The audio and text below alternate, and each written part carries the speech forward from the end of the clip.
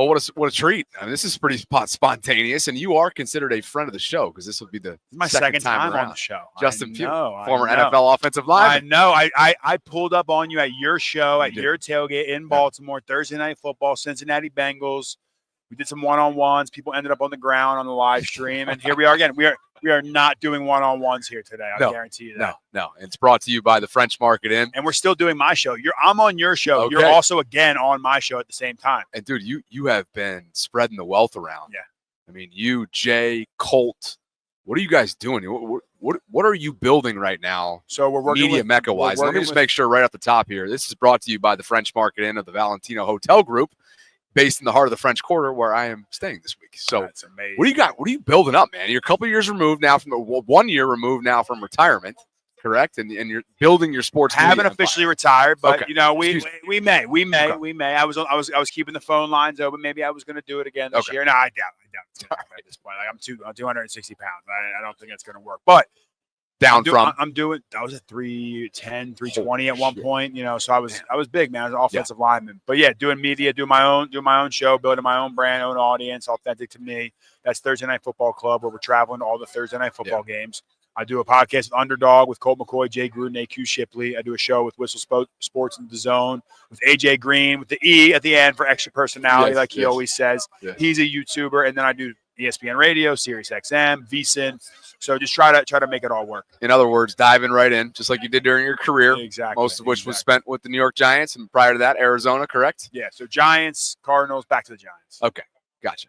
So why don't we start there then? Offensive line, where that's your expertise, and I think that's an area that it's funny. We were doing our show earlier today, and I was asked, take John Harbaugh aside, what's the one support staff coach that I would select as somebody that was noteworthy, that was deserving of recognition? And the first guy that came to mind was George Warhop, who was the interim offensive line coach this year in Baltimore after the tragic passing of Joe D'Alessandris during the summer. Did you pay attention to the way that they kind of cultivated this line, which was really, they lost guys in free agency. Yep. You lose Morgan Moses and John Simpson. On top of that, you bring in Roger Rosengarten as a rookie. And while there were some rookie moments sprinkled in there and some early struggles, it's a lot of continuity for a 17-game season. Fantastic. I mean, maybe Patrick McCarry that was playing right tackle to start the season. Daniel Falalele. I thought he was struggling at times, especially in the first game of the season. And boy, did he turn it around. Yeah. You move McCarry into left guard. You bring in Rosengarten and put him in at right tackle. And then Falalele stepped up. The Ravens were one of those offensive lines that you weren't sure what you were going to get, but by the end of the season, you're like, yeah, it's a consistent group. I know what I'm going to get from them. And now you're optimistic going into this offseason. Another year under those guys' belt. They're going to continue to get better. So it's one of those positions. Offensive line is about continuity. It's about playing next to the same guy, seeing things the same way. A lot of it comes down to, what that guy next to you is going to do on a combination block that makes a difference between Derrick Henry getting tackled in the backfield or getting an 80-yard touchdown run. Yeah. Well, I really want to focus in on Roger. Yeah. Because this is a dude that was protecting Michael Penix's blind side over a year ago. The Ravens bring him in, and almost right away you're thinking to yourself, it's going to take some time. Oh, yeah. Especially with his first rep. But then all of a sudden it's like, no, actually, this guy is a shoo-in to be a starter, and that's exactly what he was throughout much of the season. So what do you see in Roger? Because I remember talking to Tyler Columbus. I don't know if you remember that name. Yeah, I do. The Denver Broncos. Of course. Tyler was a mentor of Rodgers and still is prior to the NFL level, and obviously that's a great mentor to have. I believe he also had Joe Staley as a mentor as well. And that's, two good guys. As you know. Two good guys for sure. Not bad, right? And Tyler was quick to tell us last year after he was drafted that he's got future left tackle capabilities in him. The Ravens are right now unsettled at left tackle, at least as of this moment, because Ronnie's a pending free agent. What do you see development-wise and future-wise as Roger from what you've studied? The moment was never too big for him. Now, we can talk about footwork. We can talk about the run game. I love that he can move his feet and he can get to his spot and he can plant his feet and throw his hands. All those things are great. But when you come into a situation where you're blocking for Lamar Jackson, the moment isn't too big. You can go on the road in Buffalo and Bills Mafia and go into that place and play well and handle the storm. That's what I want to see. Now, how are you going to prepare? How are you going to be a pro? How are you going to attack this offseason? You got to get bigger. You got to get stronger. That's areas that he can definitely improve in. But he did everything he was supposed to do this year. He looked great on film. I mean, I'm not going to sit here and act like I've watched every Brian Baldinger's here. He probably can give you more of a breakdown on Rosengarten. But, you know, I think it's how he's going to handle it. I was a starter. I was all rookie my first year at right tackle. And it's how you go into the next game, into the next season, how you prepare your body, how you act like a pro. That's going to differentiate. Yeah, you had a good rookie season to, this is a bona fide starter, and it's a guy that's going to make a lot of money playing in this league. It's a group that just feels like it's starting to blossom in terms of the youth, and I'm sure they'll retool through the draft coming up in April. Watched your show a lot in the weeks that led up to the postseason. As any year tends to happen, it comes to a screeching halt when you lose in the fashion that they did. Heartbreaking, obviously, up against the goal line with Mark Andrews, one of the most reliable players in the history of the franchise, has not been that in January. As you take a look at the Ravens' current, I guess the current state of the Ravens, entering year 8 with Lamar, several hours away from probably a third MVP, and yet nothing to truly show for it, especially in February. Yeah. But overall in January, we're left wanting more. Yeah. You feel similarly? The past few years when I've watched Lamar and I watched his team, there was something missing. You get in Derrick Henry, and then Lamar's doing whatever it takes to win. He's not trying to go out there and prove anything to anyone. Oh, you got to be a pocket passer. You can't run. He was doing whatever it takes to win a game. And I love that. I thought the Ravens were going to go to the Super Bowl this year. I picked you guys to beat the Bills. Yeah. Obviously, it came down to some tough plays, some tough turnovers in those games. But I still think what you guys have and what you're building is special. And Lamar will win a there's a good chance if Patrick Mahomes is out of the equation to win a ring. Like he's got. I say he's a shoo-in to get to a Super Bowl. Yeah. But it's AFC and it's Patrick Mahomes. It's very tough, but he deserves to get to a Super Bowl. And I think if he gets there, he's winning the game. Pat Ricard referred to it as it being inevitable. Yeah. That's what he feels like. But I feel like kind of just stopped yourself. Then I think of Patrick Mahomes, and I'm like, oh God, how can you ever pick against that guy? Yeah. You're not this weekend? I am. You are picking against him this weekend. Well, heart and head are two different things, right? In my heart, it's the Chiefs. I want the Chiefs to win because I'm from Philadelphia. My family's all Eagles fans. But on paper, like the Eagles are the better team. The Eagles are the best team in the NFL talent-wise. How do they not win?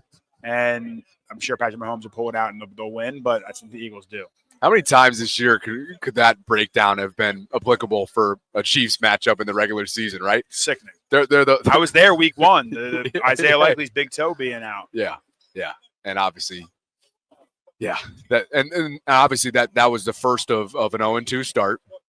And when I look back at it for the Ravens, as much as it comes down to player execution or lack thereof in January, I'm kind of led to believe that if you don't start 0-2, you don't drop a game against the lowly Vegas Raiders, you don't drop a game against Cleveland with Jameis under center, and maybe the path wasn't as daunting as it had to be this year. If you wanted to get back to the AFC Championship game, they would have earned it if they went to New Orleans this year. They would have had to go through Pittsburgh, which they did. They would have had to go through Buffalo, which they couldn't. And, of course, they would have had to go through Kansas City when it was all said and done. Yeah, I mean, I think you look back at home field advantage in the AFC, it's huge. And going forward, the goal next year has to be, hey, there's going to be a fire in the belly of the Baltimore Ravens. It's going to be a scary team to play next year. Lamar is coming back. I think this was the best version of Lamar we've ever seen in the NFL. You add in Derrick Henry, that young offensive line you talk about. Zay Flowers not having him in the playoffs was obviously a huge loss. Yeah. And then the defense retooled. The defense went out there and saw Kyle Van Noy. And KBN's he's right over here. Popping around. They had done a tremendous job of establishing that culture on defense again. And they lost when Mike McDonald left, but now they got it back with Zach Gordon. He kind of found his footing. Yeah. Hanging out with former NFL offensive lineman Justin Pugh. I shouldn't say former. I mean, you just told me at the beginning of the interview. Maybe. You haven't filed your retirement. No, I haven't. If the right team called, maybe we'd figure something out. I love it. As you kind of take a look at your experiences this past year, like you said on that Thursday night, who were they playing that night? Was it Cincinnati? Cincinnati. What was your Baltimore experience takeaway? I know you were hanging out with us at the Baltimore Around Town tailgate, but that was one of many stops that you made along the way. We loved Baltimore. Baltimore's one of my top 5 experiences this last year. And we did it at night, too. Jimmy's Seafood. We went and hung out with those guys before. They're awesome. Yeah. Then we came to the tailgates. We came to the Baltimore Around Town. We were at the Tailgoat. A night game, at your guys' stadium, M&T Bank, right? Yeah, it was a great experience. Like I was over with the Jack Settleman and those guys from there, the big Baltimore Ravens fans. I met that kid Josh. Was Josh Berman? Josh Berman. Yeah. He's a nut too. So it was really cool to get in with the fan base, and the guys that were sitting behind us were awesome. Yeah, we had a great experience. Any in-game from your playing days memory that you think my audience would appreciate that is Raven-esque? Yes, I got a good one for you. I mean, we came in Kyler's rookie year. We played in Baltimore. We went against them. Brandon Williams, the nose guard, they retired that night, and it was great to see him. Brandon Williams and I actually fought at the Senior Bowl back in 2013. Come on. My agent was like, pick a fight with the biggest guy on the field because it'll help get your stock up. So I fought Brandon Williams. Me and him tussled it out. You did not? Yeah, we fought at the Senior Bowl. All right, hold on. And then I was on the field at halftime, and Brandon Williams stood from behind me and hugged me, and like we haven't seen each other in years since playing against the Ravens.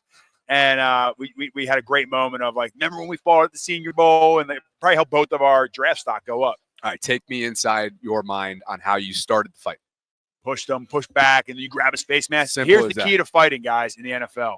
You grab face mask and you uppercut. You never throw straight shots. You're going to break your hand. You never hit the pads of the helmet. So helmet. Left hand.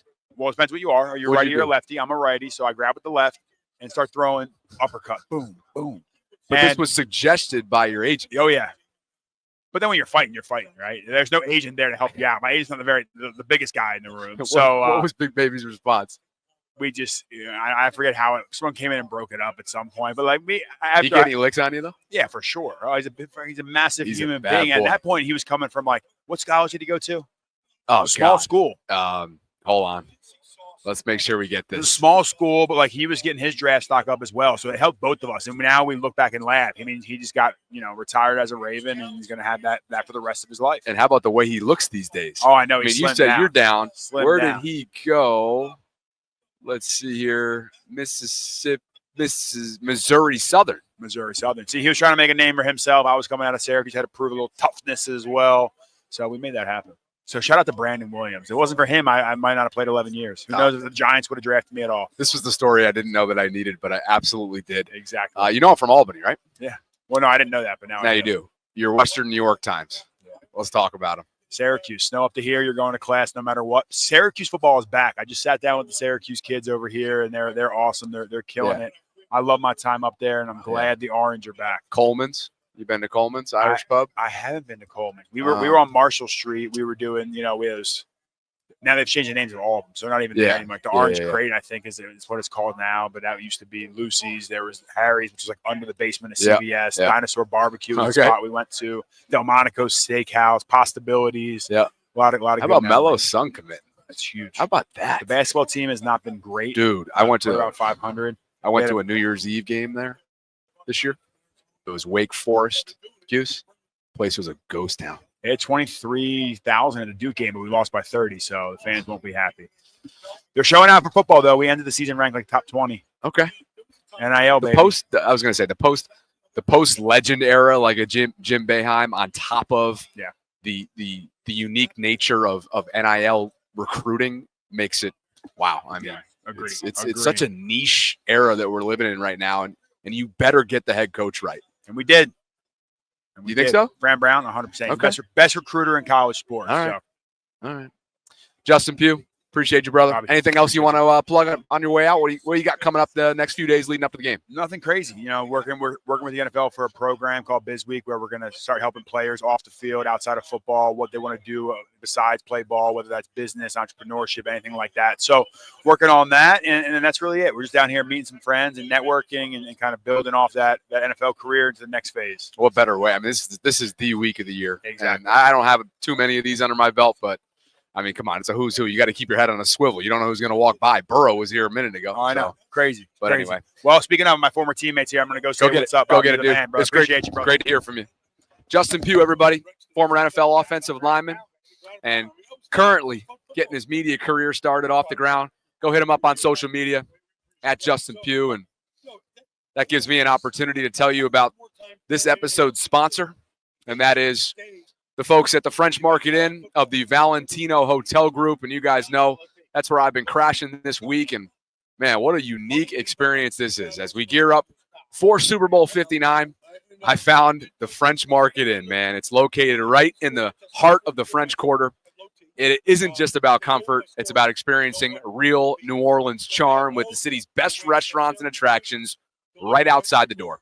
The French Market Inn is one of just 7 unique properties operated by the Valentino Hotel Group. It's a family-owned legacy that has welcomed visitors for over 60 years. Each hotel offers a unique slice of New Orleans charm, making them some of the most popular spots in the city, consistently rated in the top 20.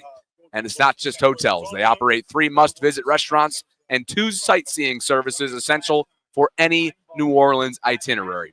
With the next generation of 52 family members, including 14 who work daily in the operations, they provide a personal touch that keeps guests coming back. So whether you're visiting NOLA for a game, to indulge in the incredible cuisine, or maybe soak up some live music, the Valentino Hotel Group promises a memorable stay. From their humble beginnings with a 19-room motel to now 500-plus guest rooms across 7 hotels, their deep roots in the community enrich every visitor's experience. You can dive into an authentic NOLA experience at one of their family-owned properties by planning your stay at valentinohotels.com, and you can save with the promo code BobbyT. Again, that is promo code BobbyT, BOBBYT, gets you 10% off. And, man, maybe you want to visit for Mardi Gras season. Maybe you want to visit for a Saints game this upcoming fall. You name it. It is not too early to get on the planning and itinerary grind, and why not? This is the site right here. Again, the hotel's at a glance. You guys know where I'm at. I'm at the French Market Inn, but again, it's one of 7 that you have to choose from within the Valentino Hotel Group family. So here it is right here. Give you a quick little look at it. It is so quaint. It's awesomely, literally, so conveniently located in the heart of the French Quarter. So I've really enjoyed the experience. There's a little pool right outside, but it just gives you again, I just think it's such an authentic experience. It's so conveniently located, and I've really enjoyed the opportunity to stay at the French Market Inn this week. So continued thanks to them for their support, and thanks to all of you. And I appreciate Justin Pugh for dropping by the channel as well.